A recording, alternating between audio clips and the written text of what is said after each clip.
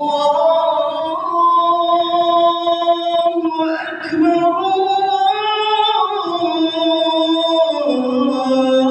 الله أكبر لا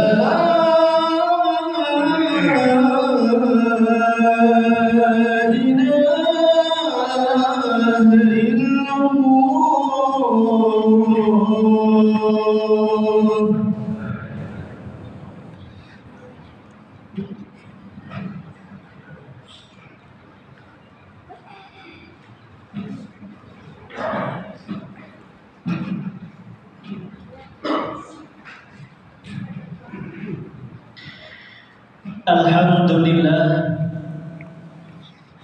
Alhamdulillahi Rabbil Alamin. Wassalatu wassalamu ala ashrafil anbiya'i wal mursalin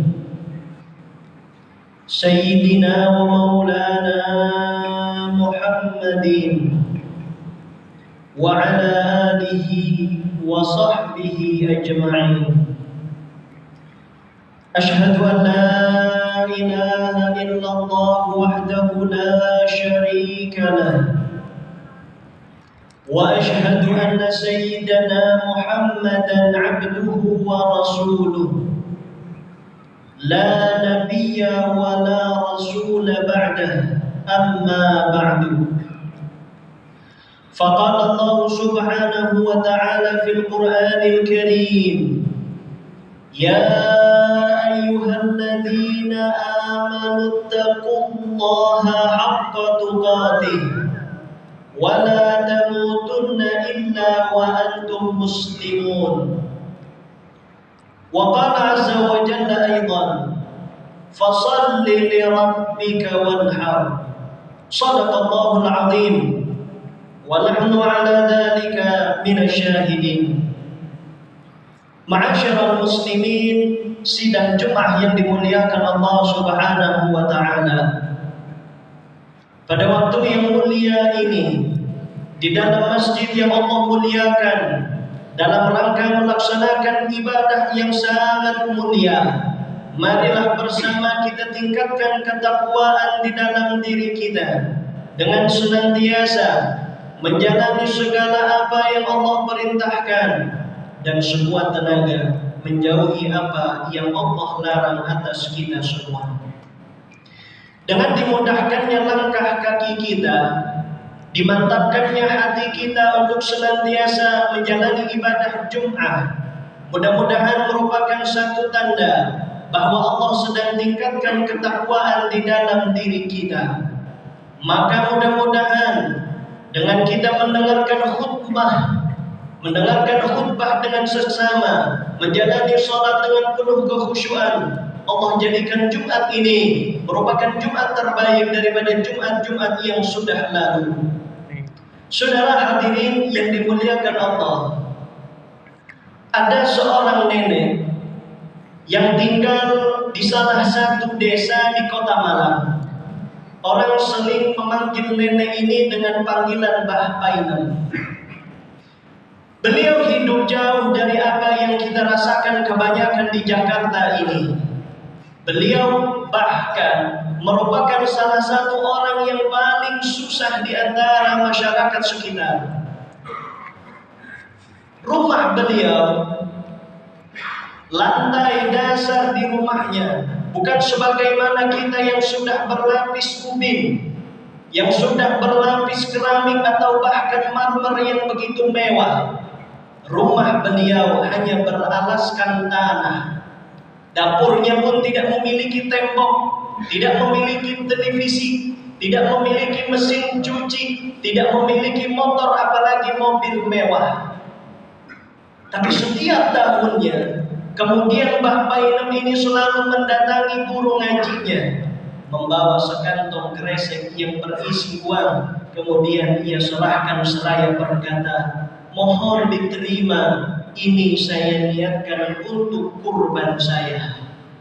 Dibukalah oleh guru ngajinya, sambil menghitung uang yang ada, tak terasa air mata menetes. mengingat betapa susahnya keadaan Mbah Bainem yang hidup seorang diri, bahkan tidak memiliki gaji, tapi sampai hati mengumpulkan uang dengan jerih payahnya. Selang beberapa hari Mbah Bainem kemudian kembali lagi, ternyata menambahkan uang yang beliau serahkan, dan kemudian beliau berkata, tolong diterima tambahan uang ini, tolong carikan kambing yang besar, carikan kambing yang bagus sebagai persembahanku untuk Allah Subhanahu wa ta'ala. Hadirin, Mbah Bainem menyadarkan kita betapa kurban bukan hanya perkara kemampuan, melainkan juga perkara kemauan. Justru dari kemauan yang besar itulah kemudian Allah menghadirkan kemampuan kita untuk senantiasa berkurban.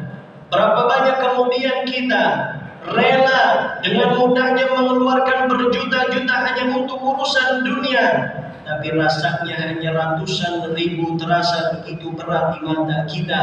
Maka belajarlah dari Mbah Bainem dengan ketidakmampuannya, dengan keadaannya yang begitu susah, tapi rasa besar kemauan di dalam hatinya yang menjadikannya setiap tahunnya berkurban untuk Allah Subhanahu wa ta'ala. Ditanya, Mbah Bainem mengapa setiap tahun begitu susah mengumpulkan uang padahal keadaan tidak mudah? Kemudian ia jawab, ini semua agar nantinya kehidupan saya di akhirat, agar nantinya ketika ajal menjemput, Allah memberikan saya dalam keadaan yang baik, menjemput saya dalam keadaan husnul khatimah. Saudara, maka hanya tinggal menghitung hari bulan Dzulhijjah. Begitu banyak ibadah Allah jadikan di dalamnya. Ada ibadah haji. Saudara-saudara kita kaum muslimin Indonesia sudah berbondong-bondong menuju Mekah untuk senantiasa melaksanakan ibadah haji. Ada juga ibadah salat Idul Fitri, dan tidak kalah pentingnya ada hari raya Idul Adha. Hari raya Idul Adha sebagai hari raya untuk memotong hewan kurban. Maka hadirin, sudah sepantasnya bagi kita tidak menjadikan hari raya Idul Adha merupakan memotong hewan kurban ibadah sekali seumur hidup. Memotong hewan kurban merupakan ibadah yang senantiasa disunahkan setiap tahunnya. Bahkan menurut mazhab Imam Abu Hanifah, hukum menyembelih hewan kurban merupakan kewajiban. Sebagaimana hadis Rasulullah sallallahu alaihi wasallam, man wajada sa'atan falam yudhi fala yaqrabanna musallana. Orang yang mendapati kemampuan di dalam dirinya, keluasan di dalam dirinya, tapi dia tidak berkurban, maka jangan dekati musala kami, kata Rasulullah sallallahu alaihi wasallam. Allah Subhanahu wa ta'ala berfirman, "Fashalli li rabbika wanhar." Kata para ulama tafsir mengatakan fasalli, dan dirikanlah salat yang dimaksud ialah salat Idul Adha. Li rabbika, untuk Tuhanmu, wanhar, dan berkurbanlah, yang dimaksud adalah menyembelih hewan kurban pada hari raya Idul Adha dan 3 hari tasyrik tanggal 11, 12 dan 13 daripada bulan Hijriah. Maka mengapa kemudian Allah berikan keinginan yang begitu kuat kepada orang yang tidak mampu, sedangkan kita boleh jadi memiliki gaji tetap, boleh jadi memiliki bonus, boleh jadi memiliki kelapangan, namun mengapa berat hati kita untuk berkurban? Saudara hadirin yang dimuliakan Allah Subhanahu wa ta'ala, kata Allah Subhanahu wa ta'ala, "Wal budnu ja'alnaha lakum min sya'airillah."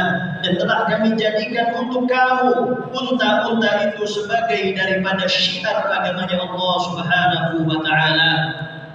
Di dalam ayat yang lain Allah berfirman, "Wa man yu'azzim sya'airallah fa innaha min taqwal qulub."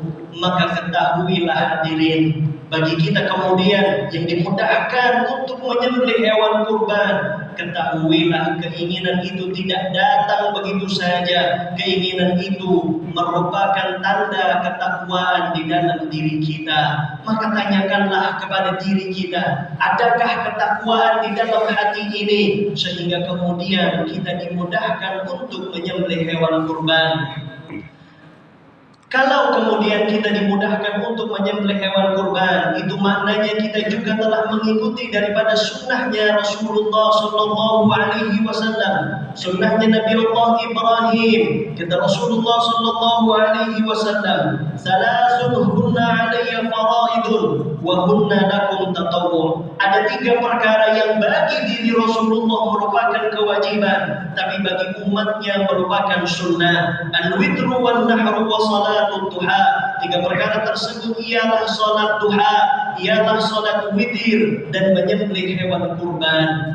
Bayangkan, Rasulullah mewajibkan dirinya, Allah Subhanahu wa Ta'ala mewajibkan kekasihnya untuk senantiasa menyembelih hewan kurban setiap tahunnya. Maka bagi kita yang menyatakan diri kita sebagai umatnya Nabi Muhammad, menyatakan di dalam diri kita ada kecintaan kepada Nabi Muhammad, maka ikutilah apa yang kemudian dilakukan oleh Nabi Muhammad sallallahu alaihi wasallam. Kata Rasulullah sallallahu alaihi wasallam, "Ma 'amila adamiyyun min 'amalin yawman nahari ahabba ila Allah min iraqatid dam." Kata Rasulullah, tidak ada satu amalan yang paling Allah cintai yang kita lakukan pada hari raya Idul Adha kecuali menumpahkan darah daripada hewan-hewan kurban.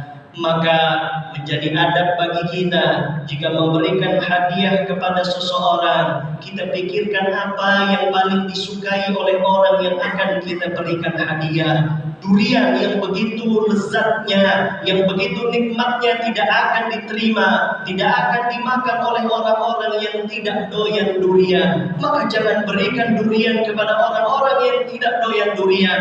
Begitu juga Allah telah menyatakan bahwa janganlah kalian kemudian berikan persembahan di dalam hari raya Idul Adha kecuali kalian berikan sembelihan hewan kurban.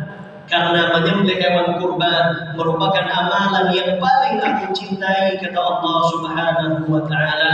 Maka dengan begitu, kalau kita sudah berkorban uang sebesar 5 juta yang kita belikan kambing pada hari raya Idul Adha, jauh lebih besar nilainya ketimbang 5 juta yang kita sedekahkan untuk sedekah sunnah. Maka dari itu, mantapkan niat di dalam hati kita. Masih tersisa hari-hari, jangan padamkan niat. Meskipun uang belum terlihat, tetap kita mantapkan agar Allah mudahkan kita untuk berkurban pada tahun ini.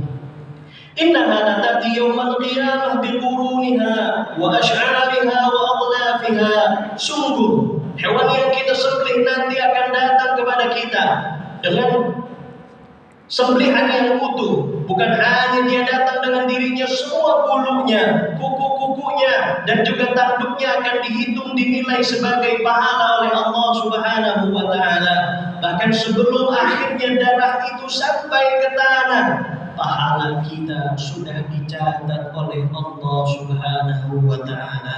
Maka hadirin yang dimuliakan Allah, ingatlah bahwa kata mampu Allah sertakan di dalam ibadah menyembelih hewan kurban. Jadikanlah kita, berdoalah kepada Allah, semoga kita termasuk orang-orang yang diberikan kemampuan dan juga kemauan di dalam hati kita. Dan mudah-mudahan tahun ini kita berkurban dengan kambing yang boleh jadi kurus, tahun depan kita berkurban dengan kambing yang gemuk dan bagus, maka tahun depannya lagi kita mampu berkurban masing-masing dari kita dengan seekor sapi. Amin, Allahumma amin. Barakallahu li wa lakum fil Qur'anil 'azim wa nafa'ani wa iyyakum bima fihi minal ayati wa dzikril hakim fastaghfiruhu innahu huwal ghafurur rahim.